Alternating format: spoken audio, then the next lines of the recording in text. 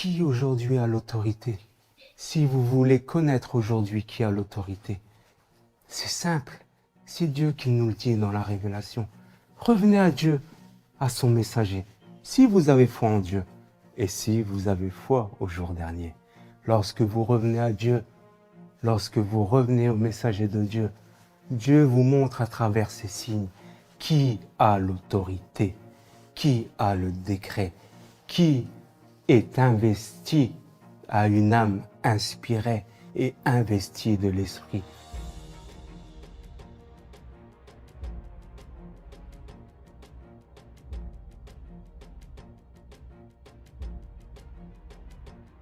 أعوذ بالله من الشيطان الرجيم بسم الله الرحمن الرحيم اللهم صل على محمد وآل محمد.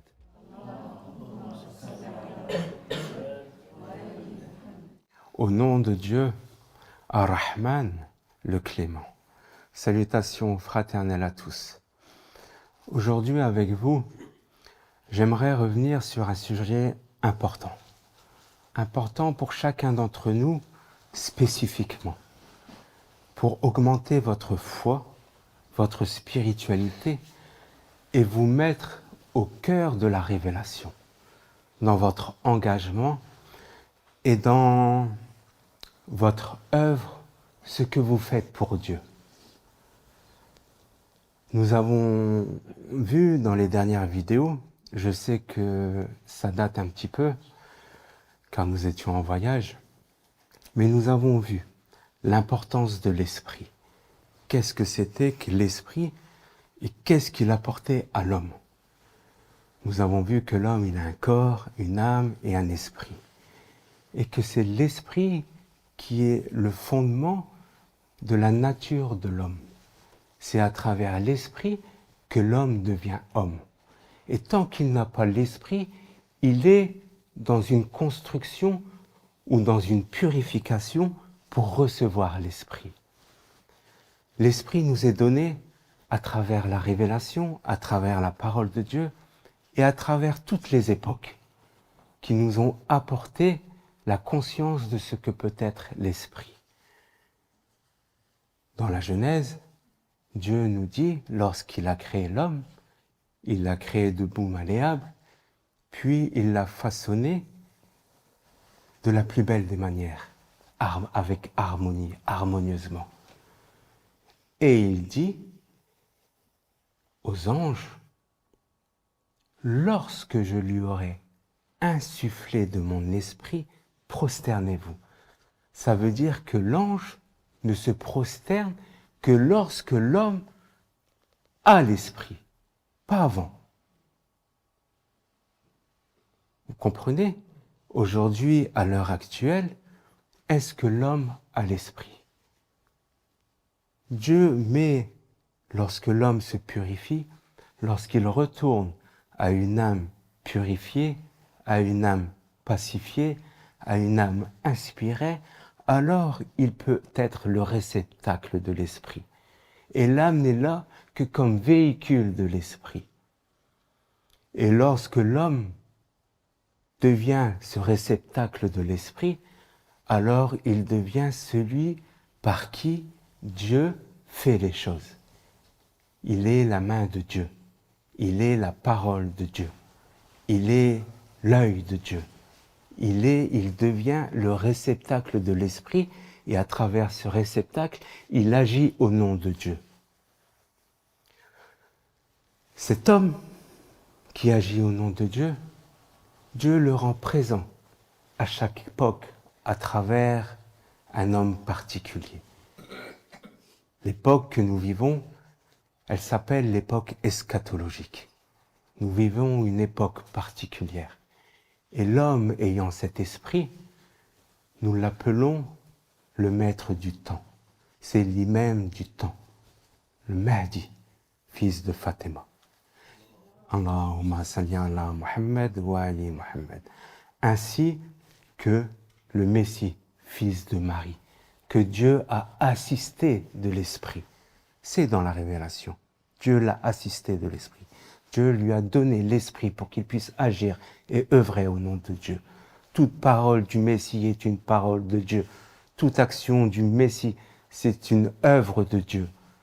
Ce n'est pas lui, c'est Dieu qui agit à travers lui, avec l'Esprit. Et Dieu nous dit, dans la sourate Les femmes, à cet Esprit, nous devons lui obéir. Qu'est-ce que cela signifie? Obéir à l'Esprit, cela signifie que tu n'es plus le maître de ton âme. Ce n'est plus toi qui agis au nom de l'âme. Ce n'est plus ton âme qui te suggère ce que tu dois faire ou ce que tu ne dois pas faire. C'est l'Esprit qui prend le relais. Et ton âme doit obéir à l'Esprit pour qu'elle puisse se purifier et revenir à Dieu dans l'état dans lequel Dieu l'a créé. De la plus belle des manières, harmonieusement. Dieu dit dans la Révélation, Dieu ne cherche pas une âme au-dessus de ses forces. Dieu ne donne pas une âme, ne rentre pas dans une âme ce qu'elle ne peut pas supporter. Il n'y a que l'âme pacifiée, celle qui est agréée de Dieu, et celle qui agrée Dieu, celle qui œuvre et qui est parmi les serviteurs de Dieu, qui peut recevoir l'Esprit. Obéir à l'Esprit, c'est permettre à notre âme de revenir à sa nature primordiale, celle de recevoir l'Esprit. Une âme blâmante, une âme ordonnante ne peut d'aucune manière recevoir l'Esprit parce qu'elle n'a pas la capacité de le recevoir. Et Dieu ne dit qu'il ne cherche pas une âme de ce qu'elle ne peut pas supporter, de la capacité qu'elle ne peut y avoir. Une âme qui agit par elle-même, une âme qui agit par elle-même, une âme qui agit en fonction de son ego, de ses désirs. Elle n'agit pas au nom de Dieu. Elle n'est pas pacifiée. Elle veut pour elle ce que Dieu ne veut pas pour elle. Et elle ne veut pas pour elle ce que Dieu veut pour elle. Vous comprenez? Cela signifie que c'est par l'obéissance à l'Esprit que nous pouvons purifier notre âme. Obéir, l'obéissance, qu'est-ce qu'elle apporte à l'âme? Et qu'est-ce qu'elle nous apporte à chacun d'entre nous? Comment comprendre ce qu'est l'obéissance? Dieu nous dit dans la sourate Les femmes, au verset 59, obéissez à Dieu, obéissez au messager de Dieu et obéissez à celui qui a le amr, à ceux d'entre vous qui ont le amr, c'est-à-dire qu'ils ont le décret. Qu'est-ce que c'est que le décret? Lorsqu'on a demandé au messager de Dieu, dans les 3 questions qu'ils ont posées, ces Juifs sincères qui étaient à la recherche de la finalité, dans la science de la finalité de l'eschatologie, on lui a demandé, on lui a posé 3 questions. Qui sont les gens de la caverne? Qui est Dol-Karnen? 3 questions spécifiques à l'eschatologie. Et la 3e question, qui est notre sujet d'aujourd'hui, on lui a demandé qu'est-ce que l'esprit? Et Dieu nous répond à travers la révélation. Et il t'interroge au sujet de l'esprit.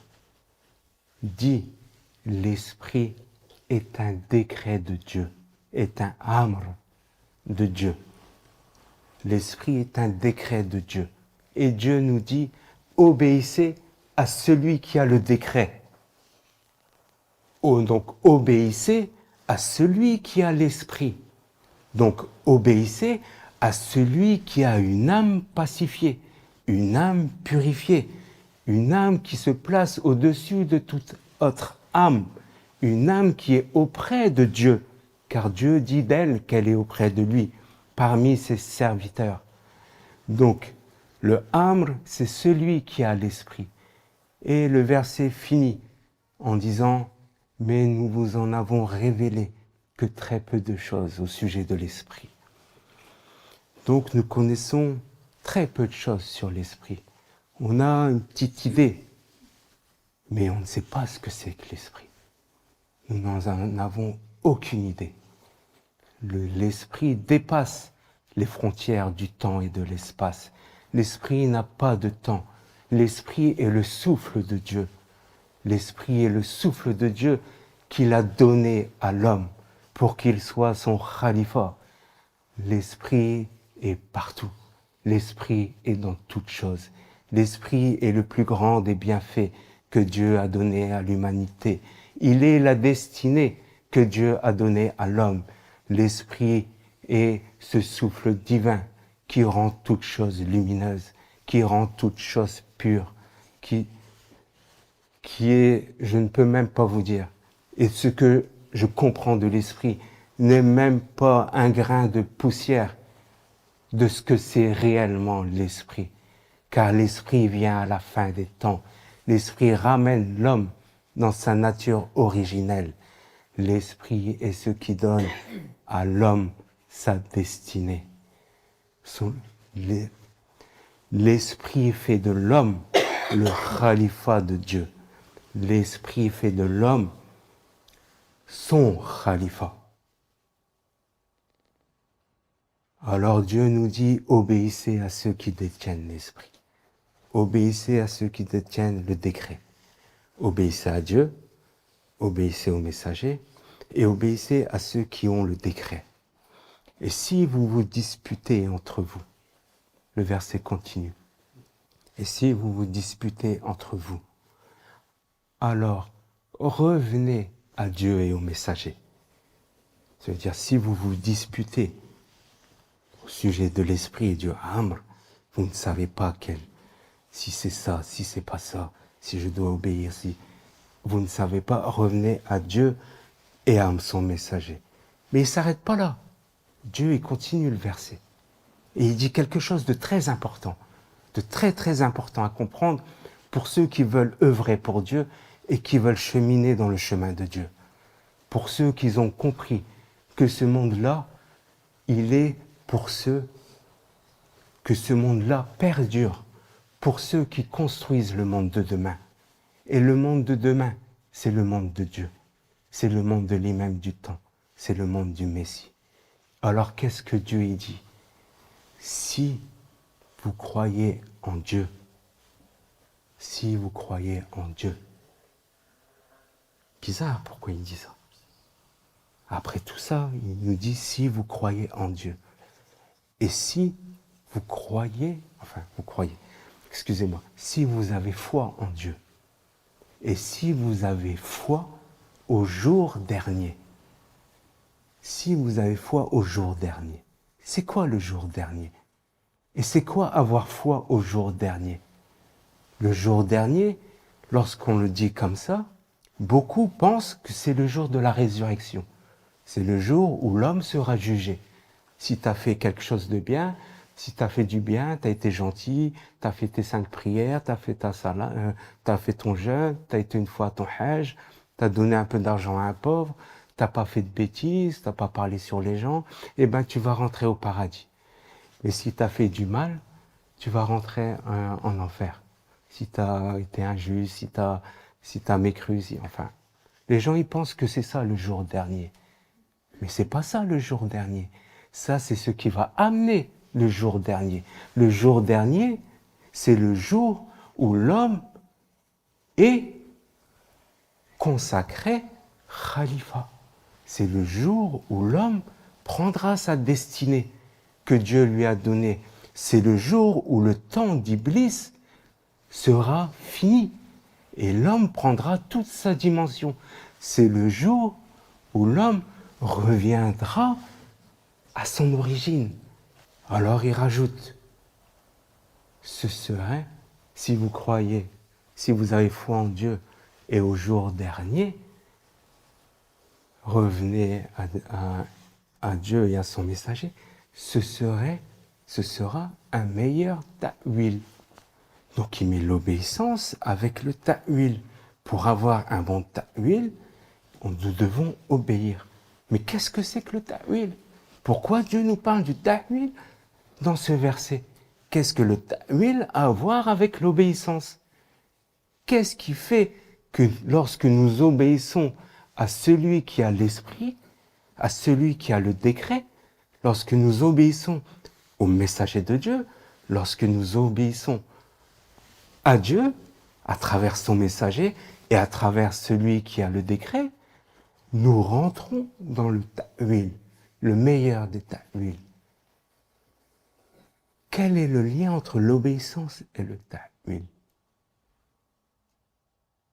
Le ta'wil, je vais essayer de le traduire en français, c'est faire revenir la chose à son origine. Une origine, ça veut dire, si on prend le ta'wil de l'homme, c'est faire revenir l'homme à son origine, avant le défi d'Iblis. Mais tout en sachant que son origine, faire revenir l'homme à son origine, c'est sa finalité. Ça faire revenir vers la finalité. Ça veut dire que le ta'wil est à la fois une origine et une finalité. Le ta'wil est à la fois le commencement et la fin. Le ta'wil, c'est les deux à la fois. Mais il nous vient comment? Alors l'obéissance. L'obéissance nous fait rentrer dans le meilleur des ta'wil. L'obéissance nous fait le ta'wil, on le comprend à travers, par exemple, l'histoire de Youssef.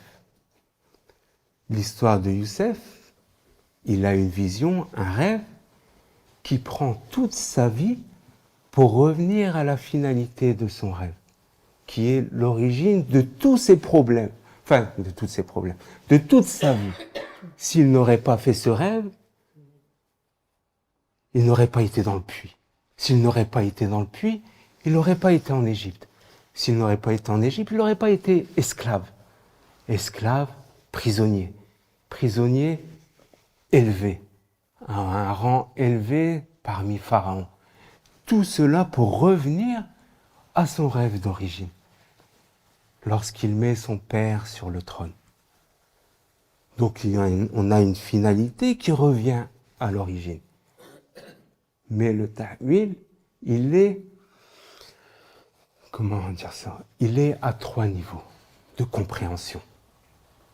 3 niveaux de compréhension qui nous fait agir, nous, dans l'obéissance, dans 3 niveaux du ta'wil que nous comprenons avec l'histoire de Khidr et de Moïse dans la sourate La Caverne.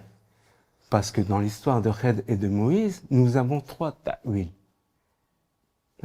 Lorsque Khidr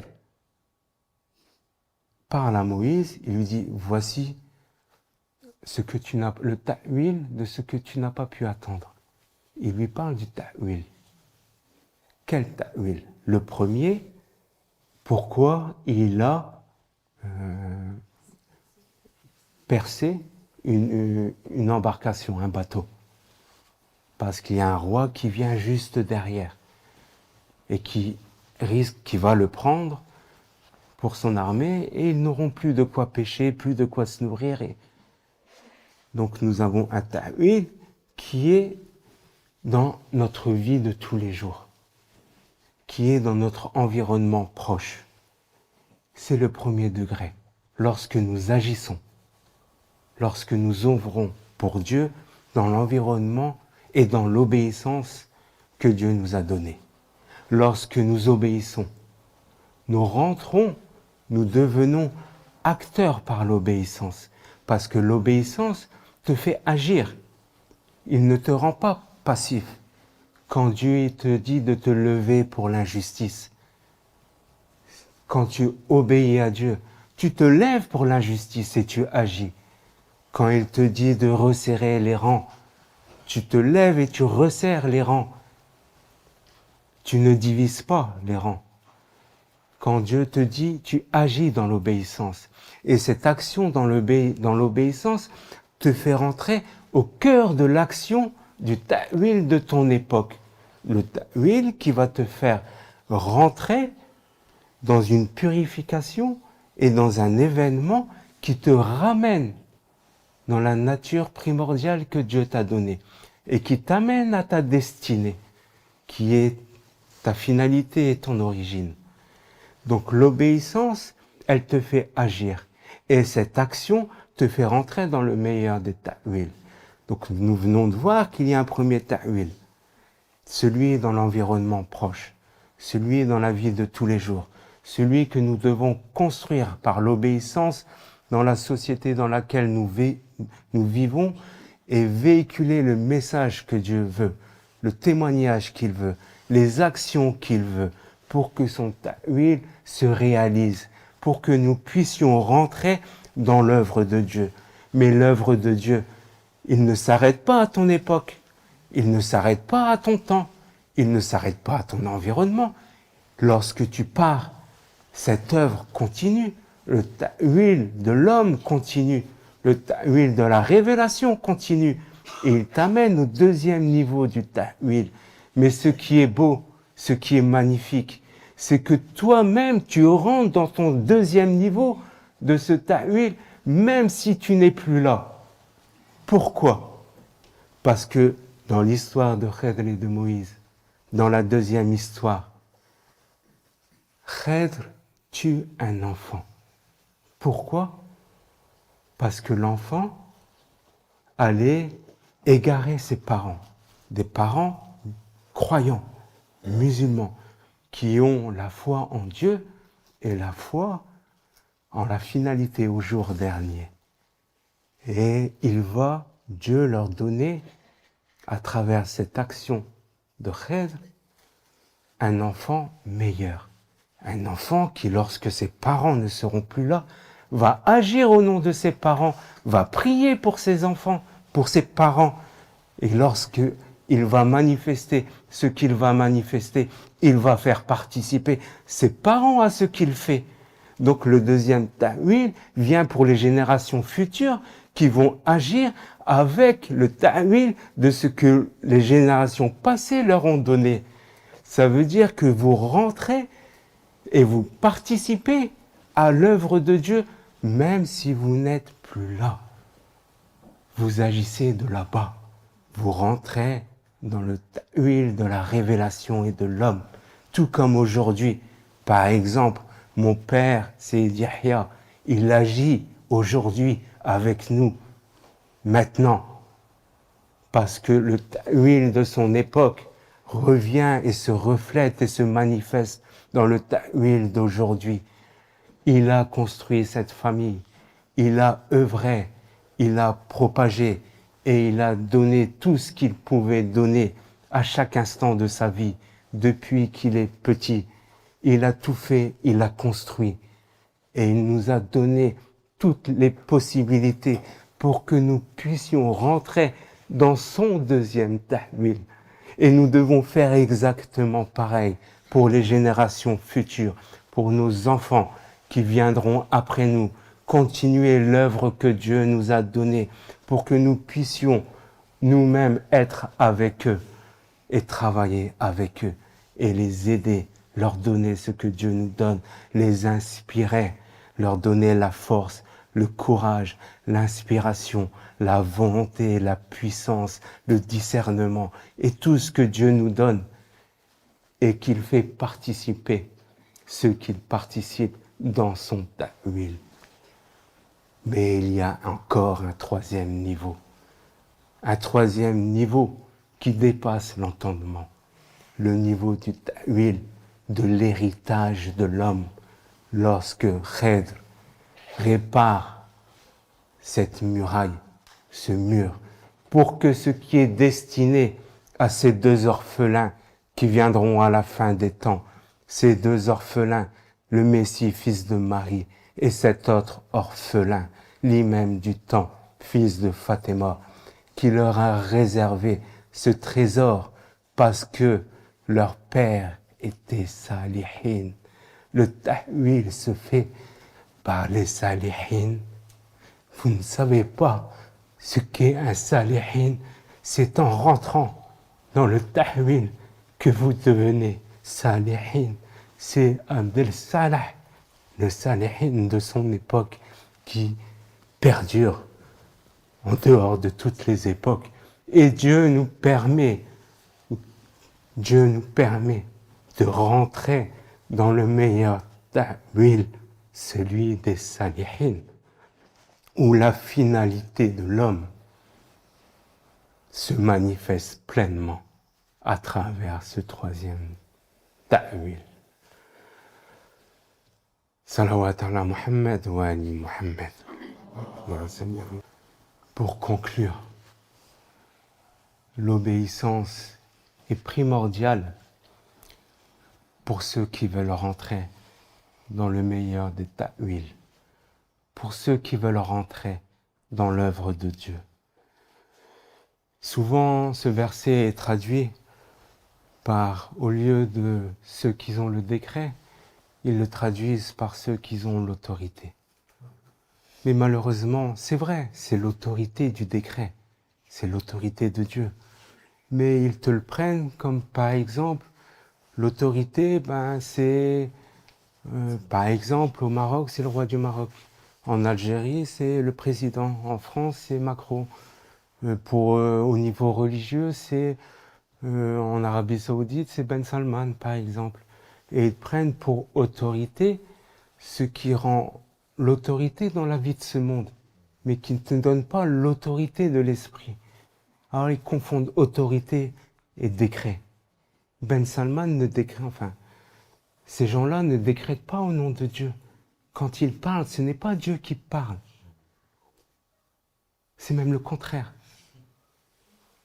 Qui aujourd'hui a l'autorité? Si vous voulez connaître aujourd'hui qui a l'autorité, c'est simple. C'est Dieu qui nous le dit dans la révélation. Revenez à Dieu, à son messager.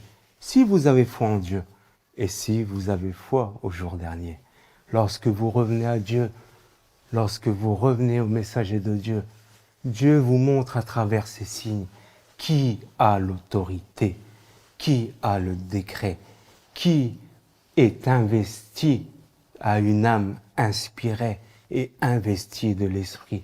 Celui qui a l'autorité n'a pas d'ego. Celui qui a l'autorité ne recherche rien dans son intérêt. Celui qui a l'autorité ne recherche que la satisfaction de Dieu. Celui qui a l'autorité agit pour le pauvre, pour l'orphelin, pour le croyant sincère musulman ou autre. Il agit pour ceux qui ont la foi en Dieu. Et il agit pour le salihin, les salihin qui vont arriver. Voilà celui qui a l'autorité. Il ne peut y avoir quelqu'un qui dit avoir l'autorité et qui ne croit pas en l'imam du temps. Qui pense que ceux qui croient que l'imam il va arriver, c'est Dieu qui...